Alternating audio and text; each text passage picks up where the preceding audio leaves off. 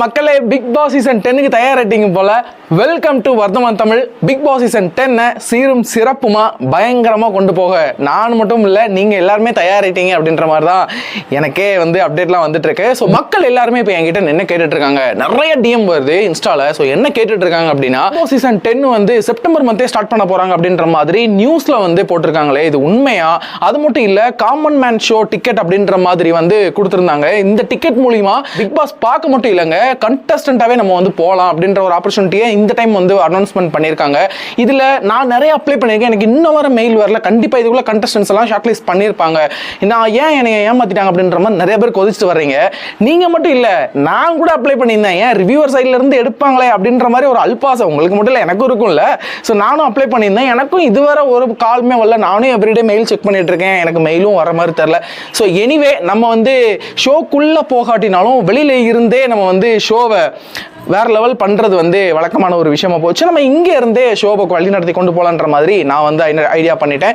So இதுல இருந்து நம்மளுக்கு இப்போ கிடைச்சிருக்கிற என்ன அப்டேட் அப்படின்னா, பிக் பாஸ் இன்னும் முழுமையாக தேதி நிர்ணயம் செய்யப்படவில்லை அப்படின்ற மாதிரி தான் அப்டேட் கொடுத்திருக்காங்க. அப்புறம் ஏன் செப்டம்பர் மந்த்லயே பிக் பாஸ் ஸ்டார்ட் பண்ண போறாங்க அப்படின்ற மாதிரிலாம் நியூஸ் போச்சு அப்படின்னா, ஸோ எல்லாமே பிக் பாஸ் பத்தின ஒரு தூண்டுதலை ஏற்படுத்துறதுக்கான ஒரு முயற்சி அப்படின்னே சொல்லலாம். ஸோ பிக் பாஸ் அப்படின்றது ஒரு 6 மந்த்துக்கான ஒரு பீரியட். இந்த 6 மந்த்துமே ஷோ நடக்குமா அப்படின்னு கேட்டா கண்டிப்பா கிடையாது.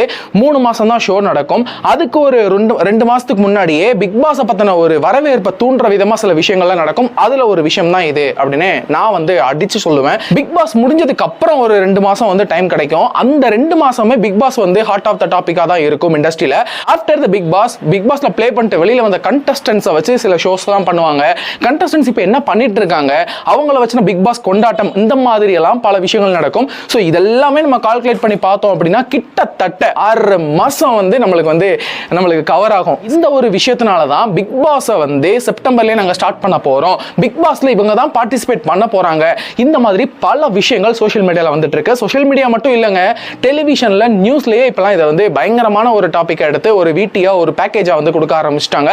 சோ எல்லாமே பிக் பாஸ் பத்தின ஒரு ஈகர்னஸ், பிக் பாஸ் பத்தின ஒரு வரவேற்பை, ஒரு எதிர்பார்ப்பை தூண்டுற விதம் அப்படின்றதே நான் அடிச்சு சொல்றேன். அப்ப எப்பதான் பிக் பாஸ் ஸ்டார்ட் பண்ணுவாங்க, யாரெல்லாம் தான் பிக் பாஸ் வர போறாங்க, யாருப்பா அந்த பிக் பாஸ் காமன் மேன் டிக்கெட்ல உள்ள வர போறா, இந்த மாதிரி உங்களுக்கு மட்டும் இல்ல எனக்குமே எல்லாருக்குமே இருக்கக்கூடிய ஒரு கேள்விதான். சோ அதுக்கான விடை என்ன அப்படின்னா, எனக்கு தெரிஞ்ச ஒரு அப்டேட், பிக் பாஸ் எப்பையும் போல அக்டோபர் மாசம் தான் தொடங்கப்பட போகுது.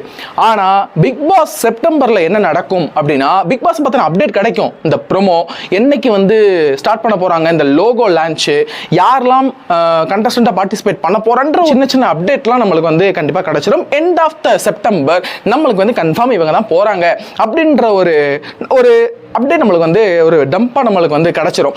ஸோ இந்த மந்த்ல செப்டம்பர்ல இதுதான் நடக்கும். செப்டம்பர்ல ஷோ லான்ச் பண்ணல, அது மட்டும் நம்மளுக்கு கன்ஃபார்ம் ஆயிருச்சு.